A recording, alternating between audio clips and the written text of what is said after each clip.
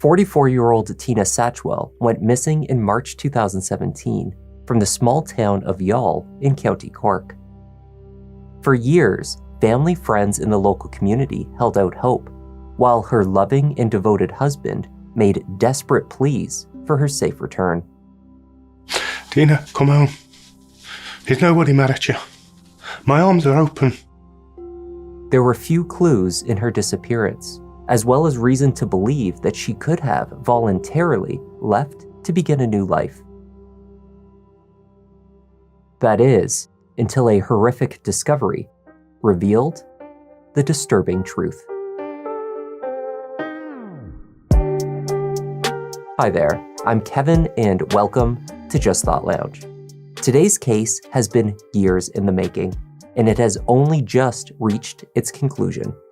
This is a strange story with disturbing details. Let's take a look.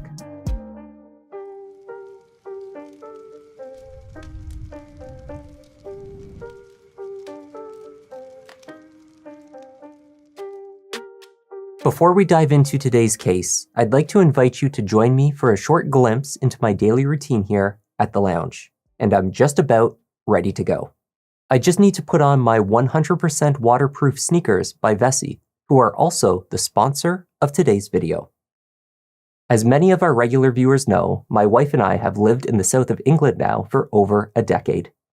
Here in the UK, even in the beautiful summer months, it gets wet and muddy. In this environment, the waterproof tech in my weekend sneakers keeps my feet dry. The snug and comfortable fit prevents debris and moisture from entering the shoe, and their Dymatex technology offers breathability. It's the perfect combination for my daily carefree walk with my dog. Back at the lounge, it's easy to slide my sneakers on and off at the doorway, but I often don't bother. They are lightweight and comfortable to wear all day long, and if they get a bit muddy, they're really easy to clean. Your new everyday favorite, Vessi, is waterproof, comfy, and ready for real life. Grab your pair at vessi.com/thoughtlounge to stay comfortable and get an instant 15% off your first purchase at checkout. The seaside resort town of Youghal in County Cork, Ireland, is home to a small population of under 9,000 residents, as well as 3 beautiful beaches. It was in this picturesque landscape, standing next to the lighthouse, that a 21-year-old Richard Satchwell proposed to his 19-year-old girlfriend Tina back in 1989. The two originally met and began dating after Tina moved in next door to Richard in his hometown of Colville, which is near Leicester in England. Tina had moved in to live with her grandmother, who subsequently raised her. In her teenage years, she made a connection with Richard, a few years her senior. Following their wedding, the couple relocated to Ireland. They eventually found themselves settling in the same resort town where they had formally decided to share their lives together. The couple purchased a multi-level terraced house on Grattan Street in Youghal. Richard worked as a truck driver. The two made some extra cash selling clothing and other secondhand items at car boot sales, where independent vendors sell various, often used or otherwise unique products.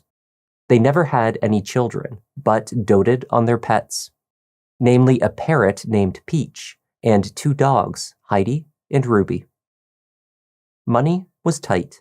They had been collecting assistance funds for years, but they got by. Extra funds always went to keeping Tina in new outfits. She had a love for fashion. Life as the Satchwells knew it changed in March 2017. On the 24th of that month, Richard contacted the local Gardaí to report his wife missing. He had not seen Tina in 4 days, he said. At first, Richard was not terribly concerned. Their parrot, Peach, had recently fallen ill and passed away. The loss was devastating to Tina. Like the loss of a child, Richard said. She had been generally unhappy, and their marriage had suffered as a result. He also noted that at least 2 suitcases were missing. Only as time passed and he had heard nothing from her did he begin to worry. That is when he checked their money box, which had been tucked away in the house with their life savings inside, in cash. This box that Richard claimed had once held 26,000 euros was now empty. 28 years we've been together, 25 years married, and it's just completely odd. It's just completely thrown me because it's so totally out of character for her. Well, she got up in the morning, I did my usual thing, cup of tea, slice of toast, and she asked me if I'd drop over to Dungarvan, which is only like 20 minutes drive away. And when I returned, something like 2 hours later, she just wasn't there. I found her keys on the ground as I went through the front door. So I just said she's gone out for a walk. And when she didn't come back, naturally you get a bit sickly feeling, I suppose. We'd had conversations of late, so I said, right, she's gone down to a member family in Fermoy. So I give her a couple of days. I had to go down to visit my doctor on the Friday. And then when I found out nobody had seen her, it was like everything just fell away. You know, it's just totally odd that there's been nobody say or seen her, you know, especially with living here on the main road. My original thoughts is she got up to have a break, get her head straight, because she's been very upset in recent months. She's had a few crises within the family over the last few years. You know, I think it took its toll, and that's why I think she got up and walked out. Detectives sourced hours of CCTV footage across the general urban area in Youghal. They hoped to catch a glimpse of Tina voluntarily leaving her home, dragging her suitcases with her, but there was no sign of her on the footage. A social media campaign was launched and photos of Tina circulated. The media was engaged in the effort. The Gardaí went door to door in the neighborhood.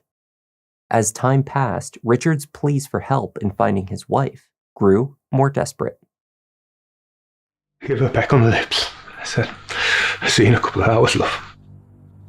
The last thing I said to her. A couple of hours. And that was 3 months. Tina, come home. There's nobody mad at you. My arms are open. The pets are missing you. I just can't go on not knowing. Even if you just ring the guards, let people know that you're all right. Those close to Tina thought it odd that she would voluntarily leave and choose not to take her dogs with her. Richard offered that finding accommodation while traveling with the pets would be difficult, so she likely left them behind for that reason. He held out hope that she would simply show up back at their house one day. Well, I'm hoping that Tina's out there and she's going to get in touch. I don't want to even, to be honest with you, go down the road of thinking the other way because I won't be able to cope. The Gardaí, however, began to question Richard's account. There had been no activity on Tina's bank account, nor on her phone. Of course, according to her husband, she was in possession of thousands of euros in cash and had left her phone behind when she left. Detectives obtained a search warrant, and in June 2017, when Richard was away for work, a team of over 10 personnel entered the house and searched inside. When they entered, they reported finding the home filthy. Dog feces covered portions of the floor, a bird cage had not been cleaned, and clothing items, hundreds of them, some new and others used, were draped in plastic, hung on railings in various areas of the house. A forensic scientist was brought in to test across the entire home for the presence of blood. After 12 hours of searching, they found nothing. Though 2 computers were seized, the data scrutinized over the following weeks. Detectives found that Richard Satchwell had used a handful of different email addresses over the previous 3 years. Through these accounts, they found regular communications with an organization that described itself as an international monkey rescue.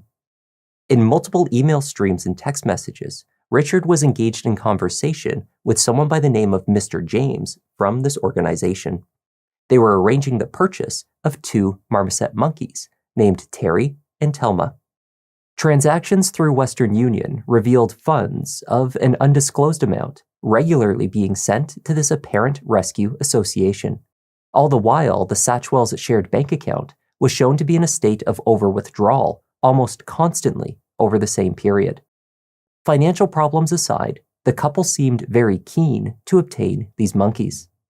The last message sent from Richard to Mr. James was on March 20th, 2017, the same day that Richard claimed to have last seen Tina. He wrote that he had nothing more to send to them, but if the monkeys did not arrive, his wife was going to leave him. Twice a week, Richard would drive to the local Tesco's supermarket to play the lottery and make other purchases. On July 9th, months after Tina went missing, Richard pulled into the parking lot of the supermarket and spotted 2 suitcases next to the large recycling bins. The sight of these suitcases sent chills down his spine, he said. After photographing them, he contacted the Gardaí and told them what he had found. Local media, which had been following the case with bated breath, awaited the results of forensic testing on these abandoned suitcases. They took the suitcases away and they have been forensically examined over the last number of weeks. We ran the story yesterday that the suitcases were found. A Gardaí in Middleton are anxious to detect if anybody unconnected to the investigation left the suitcases there to be disposed of, or if somebody is actually playing mind games with Richard Satchwell, or is somebody trying to thwart the investigation in some shape or form. And my understanding is that the suitcases were empty. Okay? Empty. Empty. That's my understanding. But Richard didn't open them, so he doesn't know that. But my understanding is that there was nothing in either of the suitcases. But a hairbrush has been sent away for DNA testing. Sometimes, if it's an urgent case, the Gardaí will speed things up, but still, science is science. It can take a while, and we don't know if they have linked the suitcases for definite to Tina Satchwell or not.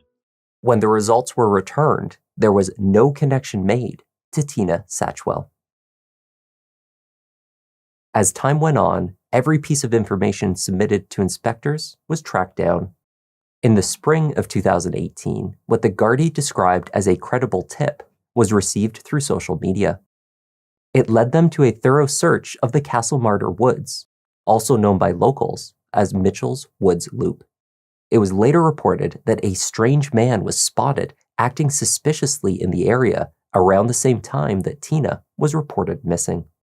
Gardaí at Middleton Garda Station are investigating the disappearance of Tina Satchwell from Youghal in County Cork, who was last seen in March of 2017. An incident room is established in Middleton Garda Station and a team of detectives are working on Tina's disappearance. To date, there have been 220 separate lines of inquiry conducted. This has included liaison with Interpol, and today we are conducting a search here at Mitchell's Wood, Bridgetown, Castlemartyr in County Cork. We are looking for evidence in relation to Tina's disappearance, and we have, for the purposes of this search, restricted access to this area. Over 60 Gardaí were joined by roughly 30 military personnel to systematically comb through 40 acres of woodland. Items of interest were located, bagged, and sent for testing. Ultimately, however, there was nothing of relevance to the investigation found. It was not a surprise that in the eyes of the public, Richard Satchwell was the main suspect in the disappearance of his wife. Over the following years, he spoke with reporters regularly, asserting his innocence. If I was asked to take a lie detector test, I would take one. My house was searched without my knowledge. And the Gardaí didn't find anything to suggest anything untoward. I live on a main street, so my coming and going's a scene. So, I don't know why people are being so malicious. Are you an innocent man? I am. I'm innocent. I'm innocent of any wrongdoing. There were inconsistencies with his many assertions. He was running out of money for the monkeys, yet claimed to have over $25,000 in cash stashed away in his money box. Detectives found it suspicious that the Satchwells would have been capable of saving that amount of money at all. Richard's claims that they made hundreds of euros a week on the side with their clothing sales did not seem to account for the alleged size of their savings pot. A forensic accountant found that in addition to his overdrawn bank account, Richard's credit line was also either almost fully used or at times breached. This was partly due to his plans to build his wife a large walk-in closet for her many outfits. Other credit went to purchasing new articles of clothing for her, he said. All the while, he was sending money to the monkey rescue organization. Richard was later forced to admit that the arrangement to purchase Terry and Thelma was almost certainly a scam.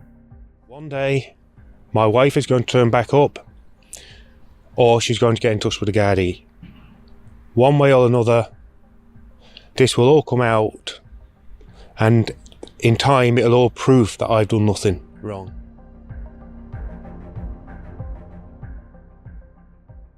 In the summer of 2022, the case was handed over to Superintendent Anne-Marie Toomey to take a fresh look at the evidence.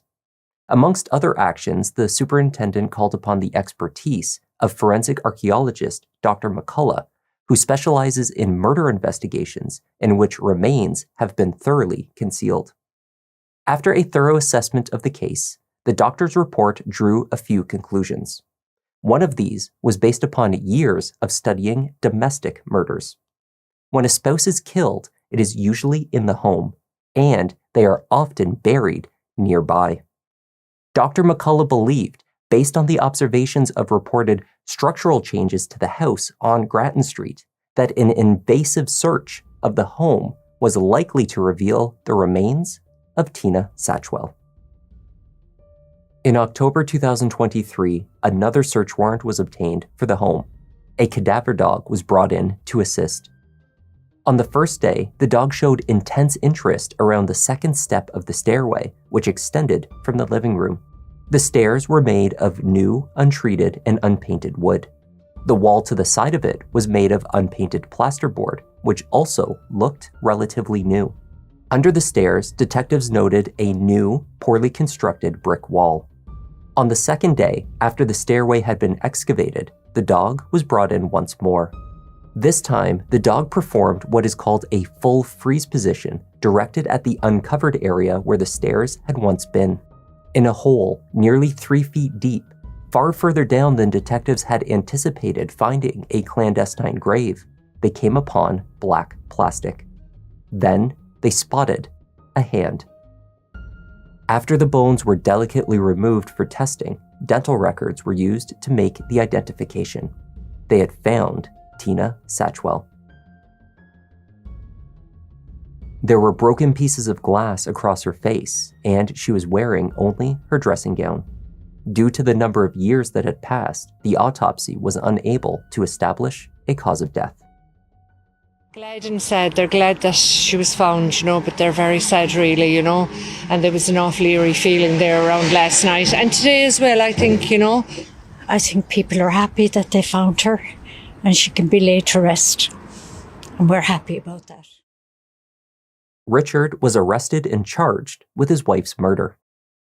Detectives looked to him to finally speak the truth.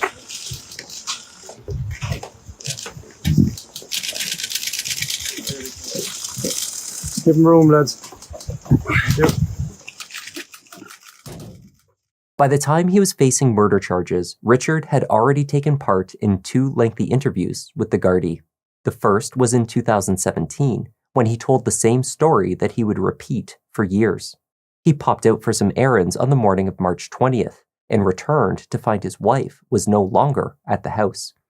In 2021, he remained consistent with this account, though he began to elaborate on other details relating to their marriage and the type of person that he claimed Tina was.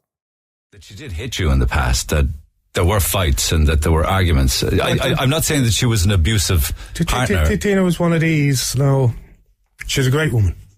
I have not got a bad word to say about her. But then you said that, but then you said that she beat you. He spoke of what he claimed were her violent tendencies. He said his wife not only had a temper, but that he had suspected for years that she had an undiagnosed psychiatric condition that caused her to act out violently, entirely unprovoked. He estimated that she had threatened to leave him at least 200 times over their 30 years together, a tactic that she used to keep him in line. Richard explained that when he married Tina, he was punching above his weight. She was like a trophy wife, he said, and he doted on her ceaselessly. Often, if I was out and about and I seen something in a shop window that I knew would be Tina's style, it wouldn't matter how sexy it would be or anything like that, I'd buy it. You'd buy it, yeah. You liked her to look well. Oh, yeah, that's, so I suppose some people can say, oh, she's a trophy wife. When you got somebody that beautiful on your arm, naturally to make you look good. Despite her outbursts, he truly loved her. For these reasons, he said, he suffered her abuse in private. Given the opportunity to tell his doctors about injuries that his wife had inflicted on him, he always stayed silent. Curiously, the couple always attended their doctor's checkups together, a move that suggested a controlling relationship. But if so, who was controlling whom? Counter to Richard's claims of Tina's Jekyll and Hyde personality were assertions made by friends of Tina's, who said they had not once witnessed the type of behavior that her husband described. Indeed, only one day prior to her disappearance, Tina had told a friend at a car boot sale that there was only ever one man in her life. She loved her husband dearly. That friend insisted Tina would never have contemplated any action that would harm her husband. Indeed, it seemed that she would do anything for him. In the wake of the horrific discovery of Tina's remains, friends, family, and the community who had held out hope for her safe return gathered to honor the woman they had known. Tina would put a smile on anyone's face. She had a very bubbly personality and was a sociable person. She was always out and about with her babies, Ruby and Heidi. She loved her fashion. She was always dressed so well. We will cherish the moments and all the great memories we spent with you. Following his arrest, Richard Satchwell had stated that he would plead guilty to murder before he would allow the public a glimpse into his dysfunctional marriage and his wife's alleged erratic behavior.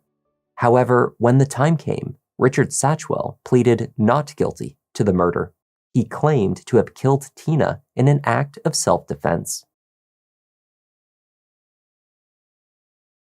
In his new version of events, Richard told the Gardaí that he awoke early on the morning of March 20th, around 5:30 a.m. It was his routine to make tea and toast to deliver to Tina in bed. Then he spent some time in their shed fixing some plumbing before returning to the house at around 9. He found his wife was at the bottom of the stairs with a chisel in her hand. She had been scraping plasterboard, which he had recently put up. She wore only a dressing gown. When he asked her what she was doing, she turned and came at him, chisel in hand. Richard claimed to have then lost his footing and fell on the ground. With his wife on top of him, he was struggling to stop her from stabbing him in the head with the chisel.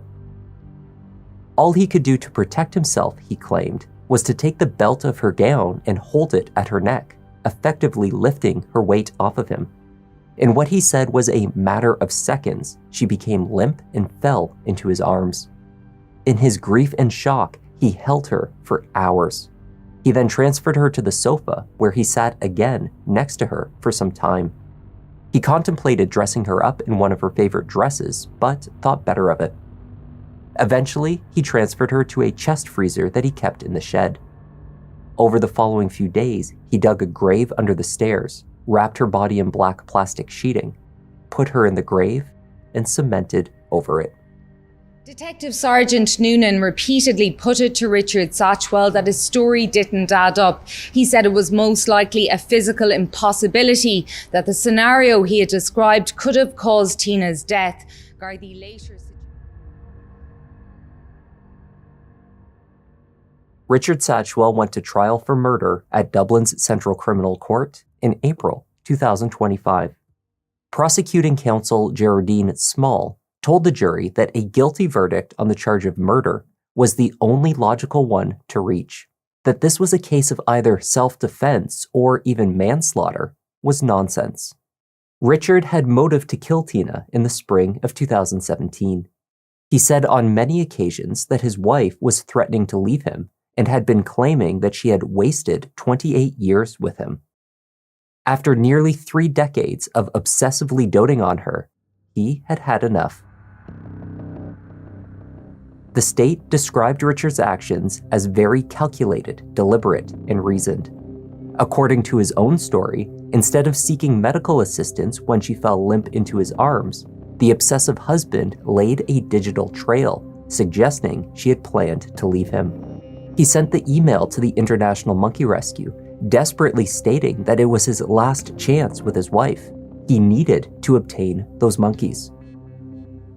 Then, 4 days later, he traveled to Tina's aunt and uncle's home in Fermoy to ask them if they had seen her, claiming complete ignorance as to her whereabouts.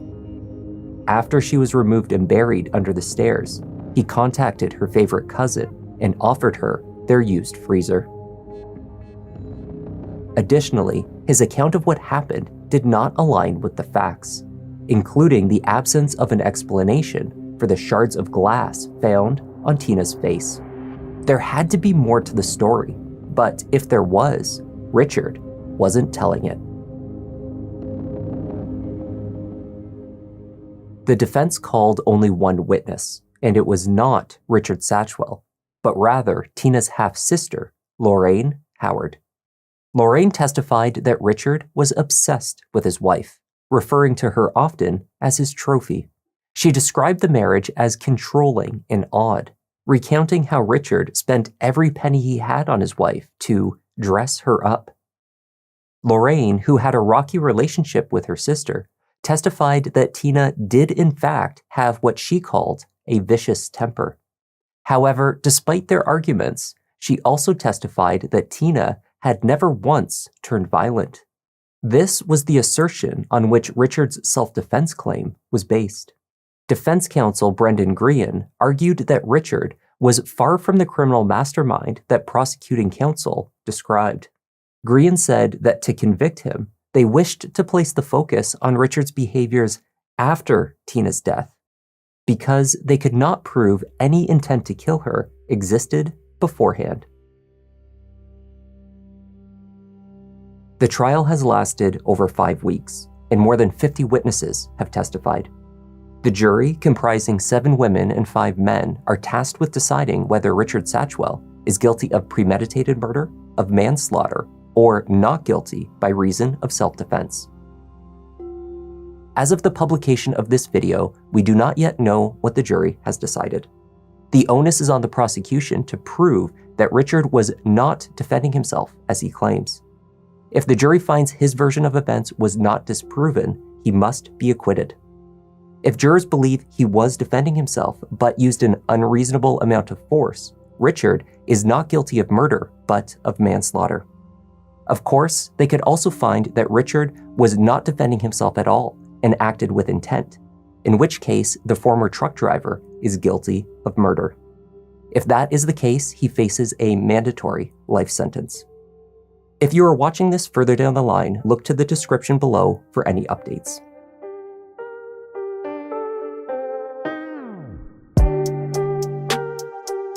And that was the tragic case of Tina Satchwell. Thank you for watching, and a special thanks to X-Ray Girl 47 for joining the Members Lounge. Your extra support is really appreciated. I'm Kevin, this is Just Thought Lounge, and I'll see you in the next one. Cause these crimes get deep, but these stories can't hide. Let me find my seat. Kevin, go ahead and settle in. Gotta be selective, doing all the research, keeping it objective. Always been effective. Can say he got a knack. Pick of the litter, you see how Newton got his back. Yeah, the content that you